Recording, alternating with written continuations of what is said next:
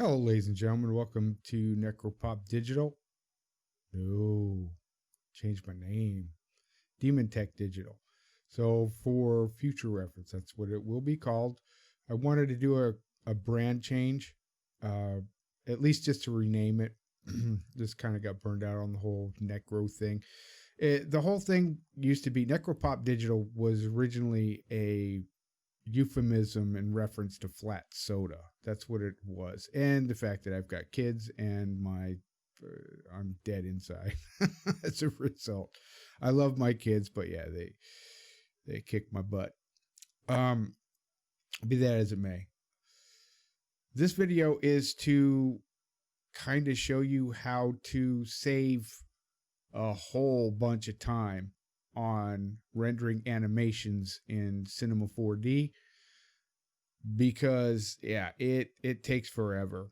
And one of the big issues is when you get into frame animation, you have to animate each one, right? Well, not necessarily. So go ahead and pull up the design portion of this here so we can take a look at it. And this is what we got going on, right? So if I open up my timeline and I'll go ahead and play it. And then it closes, and there you go. It's just a loop, right? Now, it's really quick. It opens and closes almost immediately. Actually, it does close immediately because of the way I set it up. The reason why? Well, I only needed to animate a certain chunk of this. Everything else was going to be static, and I knew that. So what I did was drag this over here. Essentially, I used compositing tags in order to accomplish that. And I did some tweaking in the settings, which I will show you. So actually, we'll do that now. The first thing that you have to mess with is your save preferences. You'll want to change it. You'll want to save it as a ping. You'll want to make sure that alpha channel is selected and straight alpha is selected. The reason why is it will give you a transparent background. You'll need that, or else you won't be able to composite this properly. And also, you'll want to give it a file name. In this case, it's DTD intro, and it's in its own little folder. That way there, we can adjust what we render. Right now, it's set to manual at 61, from 61 to 90. The reason why I did that was because it was only going to render the opening and closing, well, it's just the opening of the orb. I didn't need to do anything else because this will stay open, and then I will tinker with it, and then it'll close. The whole thing will close, just like that, right? So what I did was essentially, let's go ahead and I will select my compositing tag, okay, and it's already disabled, seen by camera, so we'll leave that alone. And the interior group is also, now if you want to get into the compositing tags, you right click Cinema 4D tags, and it'll be right there, compositing, okay? Now, you have to keep in mind that in some instances, I'll deselect seen by camera here, but in some instances, it won't get rid of everything. Like for instance, it won't get rid of the lighting. So I have to come in here and manually disable the lighting. And I have everything grouped up that I want this particular composite tag to affect. So the interior is all turned off now. Go into the exterior here. Couple of things to note. for instance, that's okay. These are attributes for glow. So in your settings, you'll see I have several different glows, and they're all of different size and color. That compositing tag won't necessarily get rid of that. So it kind of has to have its own compositing tag.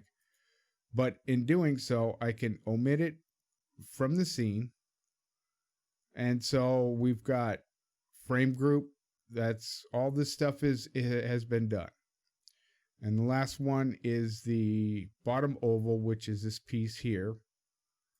And that's also deselected. So now that I have all that, in theory, I can select this, show scene by camera, and anything that's glowing like this, you'll have to select. And there we go. Okay, so now that that is all turned on and enabled, I'll get this out of the way. I hate the way it wants to lock on to the monitor there, sliding that out of the way. But this in theory should work. So let's test it out.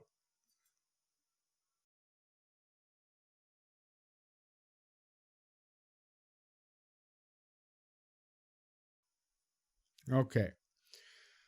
Now you'll notice that the teeth are gone and the orb is gone. All right. Now the reason for that is that compositing tag. So I'll select it, scene by camera. I did this on purpose, by the way. And then glass ball or orb, scene by camera. Okay, so now if I render it, and because we've only done that, we'll just select a portion. Say figure right there.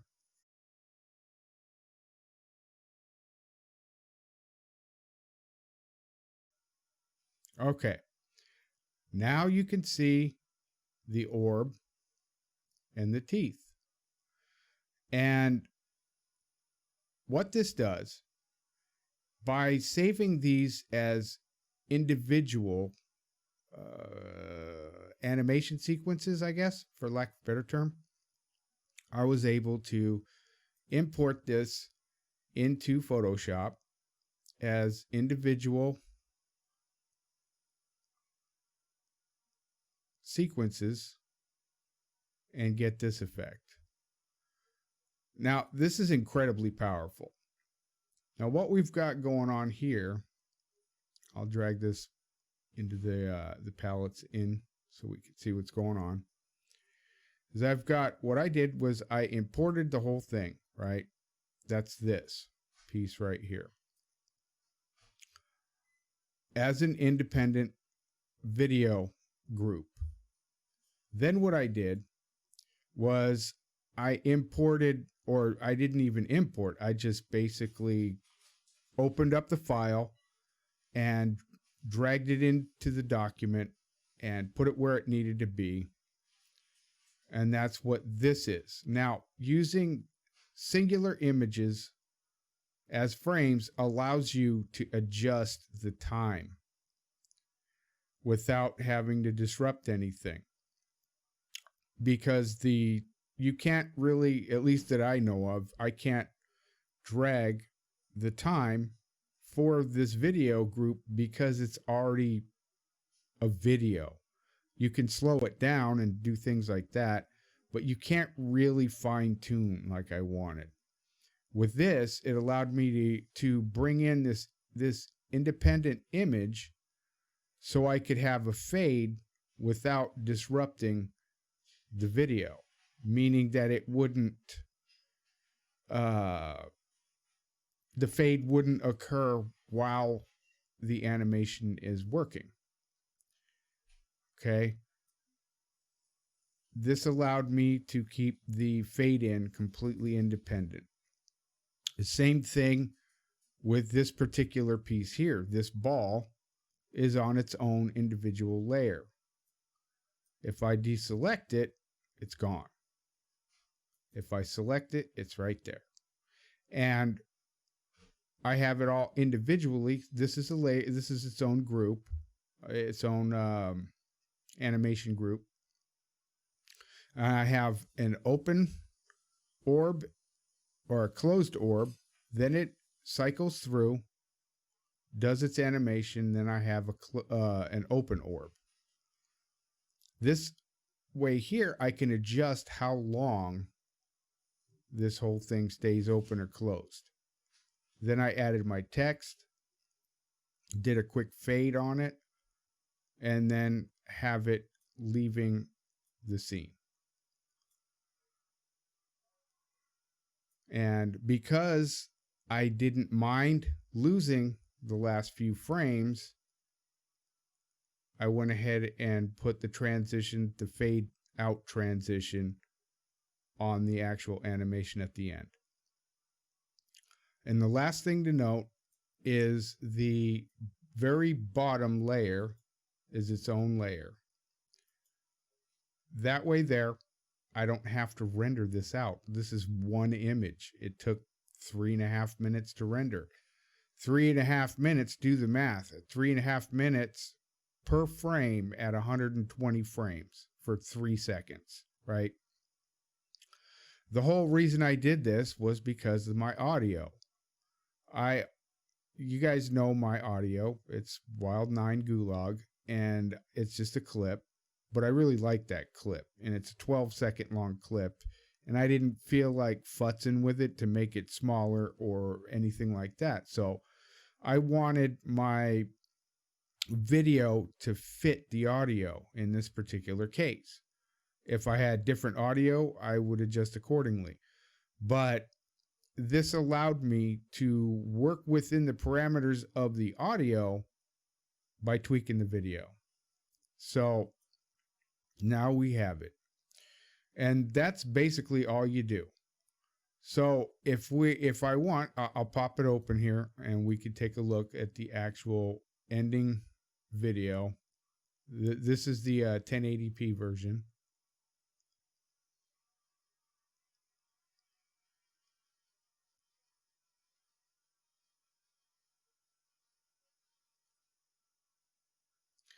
Now, I would not have been able to do that without using the frames as layers, the individual frames, so that I could stretch them out time-wise, and things like that. It gives you so much power and flexibility to move things around and adjust accordingly. And it saved me about 5, maybe 6 hours of rendering by doing this, because I knew that the beginning part of it, I needed to fade in, and I knew that the interior part of this, once it hits a certain spot, it's static. So since I knew it was static, it allowed me to add it in as its own layer with that single image and adjust it accordingly. So now I can either stretch it on the timeline or I can shrink it. I can do whatever I want to get it to adjust to the time itself of the entire video, and make adjustments. If I wanted this to be 9 seconds, I'm not locked in. I can actually change it. This way here, if I do want it 9 seconds, I don't have to re-render the whole thing. Anyways, I hope you guys enjoyed the video, and I apologize. There's weirdness going on right there. I don't know what that is, but probably it looks fine in the video. But hopefully you guys will enjoy this video. And yeah, at any rate, there it is there. So give it a shot. It'll work, and it'll save you a lot of resources and a lot of time, because rendering will soak up CPU usage, and it'll soak up graphics usage, and it'll soak up a lot of your time. Hopefully this will help somebody. Anyways, that's it. Y'all take care, stay safe, and I'll see you on the flip side. Peace.